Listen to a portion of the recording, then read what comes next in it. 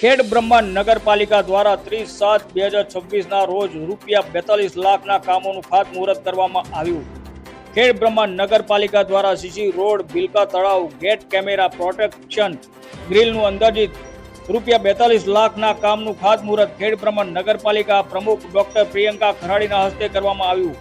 ઉપપ્રમુખ રાજેન્દ્રસિંહ ચૌહાણ, નગરપાલિકાના ward number 2 ના સદસ્ય શ્રી ભદ્રેશભાઈ પટેલ, લતાબેન ભાવસાર, અજયભાઈ કિવલિયા ઉપસ્થિત રહ્યા હતા. પરોયા તરફ જતા રોડથી પરોયા, વાલરણ, રોદ્રા, વર્તોલ, મંજીપુરા, સિતોલ, બારસો, કંપા વગેરે ગામવાળાઓને ફાયદો થશે, જેમાં ખેડ બ્રહ્મા નગરપાલિકા ઉપપ્રમુખ શ્રી રાજેન્દ્રસિંહ ચૌહાણ, કોર્પોરેટર શ્રી ભદ્રેશભાઈ પટેલ, શ્રી અજયભાઈ કેવલિયા, શ્રીમતી લતાબેન ભાવસાર અને સ્થાનિક આગેવાનશ્રીઓ તથા શહેરીજનો ઉપસ્થિત રહ્યા હતા.